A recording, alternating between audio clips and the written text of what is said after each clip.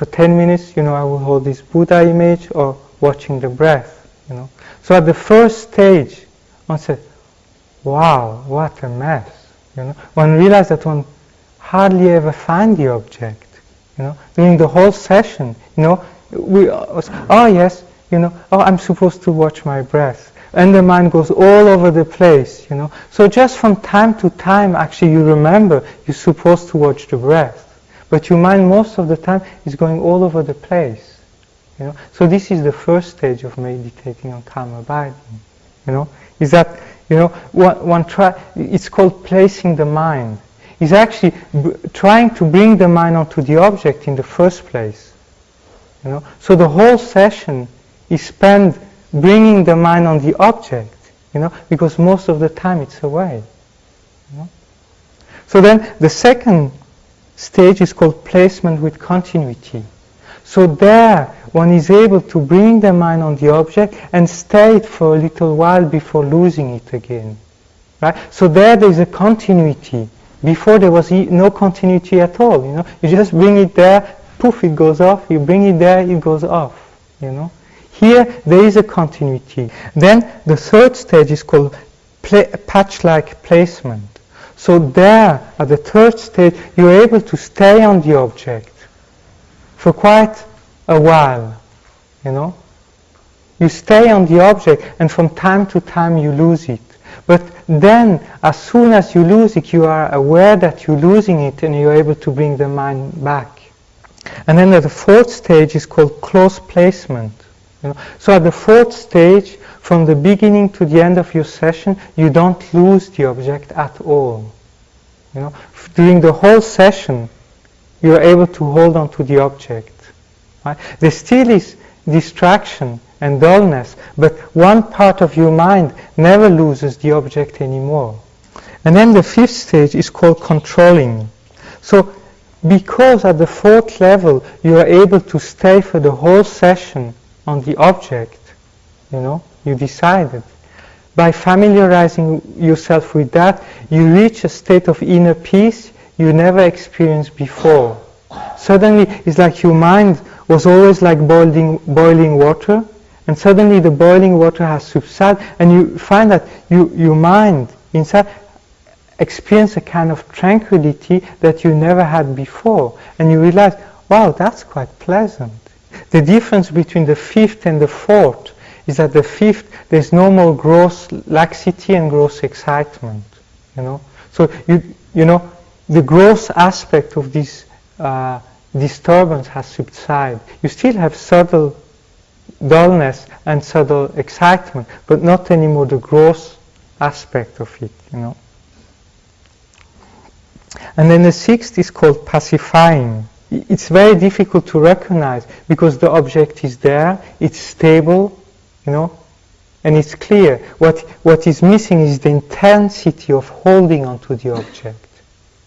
So in general, when one reaches that state, it's better to lean towards the side of subtle excitement than to lean towards the side of subtle laxity, because subtle excitement is easy to recognize. At the seventh stage, you can stay on the object, boom, boom, boom, you sit there, you stay on the object, and from time to time you have to check whether excitement, laxity has come about. But the main bulk of your sitting, you're completely there on the object. The excitement and dullness is not so strong anymore, It doesn't happen often, and even if it arises, you just need to poof, poof, poof, and the thought, they stop, the emotion, they stop. It's a process from going from your ordinary mind, which has this thought and things like that, to go into your mind of calm abiding. So it's like entering into a tunnel or entering into something.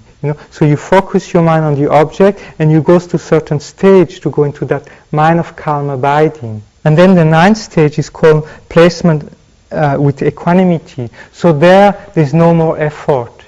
As soon as you sit down, you're so familiarized with that state of meditation. You just sit down and you're in that state, for the whole session. No matter how long, you can stay on the object without any excitement or any dullness. So that's a fantastic state of mind. This is the 9th stage of calm abiding. It's not the fully qualified calm abiding. Then you have to cultivate that for a certain period of time. And then there's something which is, if you cultivate that, there's a transformation of your body and mind happening. There's a kind of physical bliss which arises and a mental bliss. And this physical and mental bliss give rise to a special physical suppleness or pliancy or lightness about your body and a lightness about your mind. A sharpness, a suppleness about the mind, a pliancy where you can apply your mind for anything virtuous you want, whenever you want. The mind has always great enthusiasm, It never loses enthusiasm for doing something positive, So when this process has happened, this physical and mental bliss has arisen, and then the physical suppleness and mental suppleness has arisen, and gets stabilized, then this is called calm abiding. It's a very clear path. It's very well put down. And so you know exactly where you are, what's your problem, and how to face it, to go to the next stage. So this you find, in the Lamrim tradition, in the section on calm abiding. You have an explanation in detail on that. So good luck.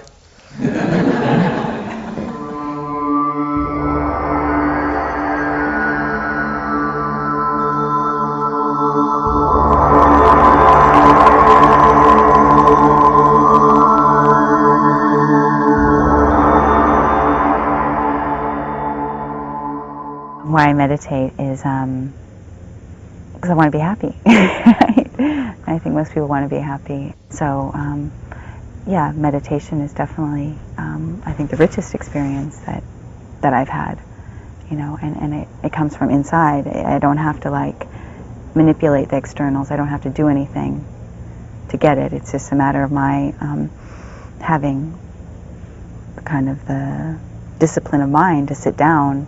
Normally I meditate twice a day, at least, in the morning when I wake up, kind of when I'm still just to get my frame of mind, my space in myself right. It's like I know that I'm already whole, that I already have everything. It's all right here, and so therefore I can go out in the world and be there for other people.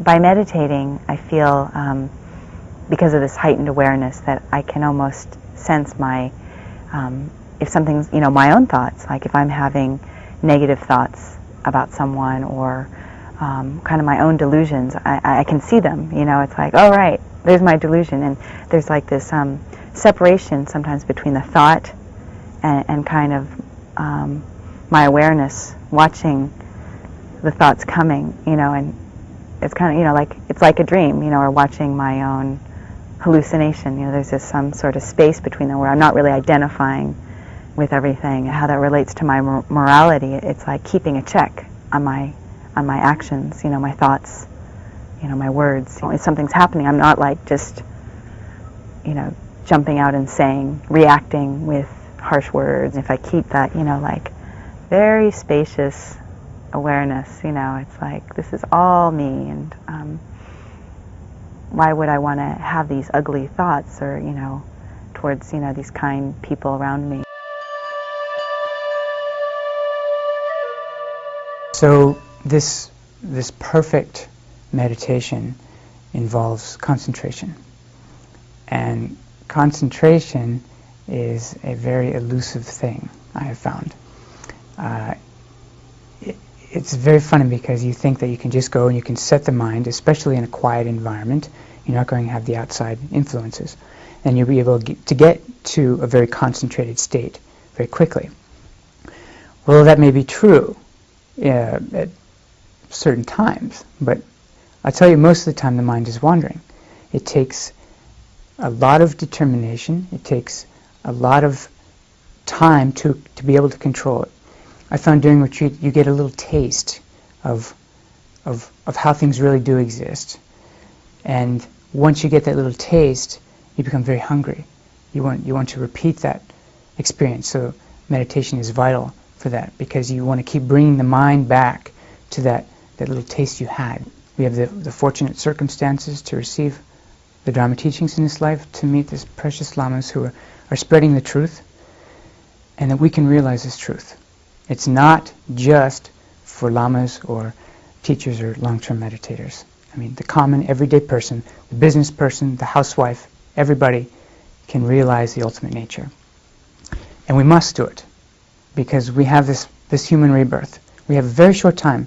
We have this flash of lightning in order to do it. And we can't waste our lives drowning in alcohol, drowning in drugs. We have to do it with positive actions. We have to use meditation to calm the mind. We have to use meditation to understand the way things really exist. And then we have to use meditation to achieve that goal in order to help other people. Without meditation, there's no way that you can develop the habit of seeing that everything is a projection. Meditation is vital. It's essential. It's sort of like the water, it's the air in your life.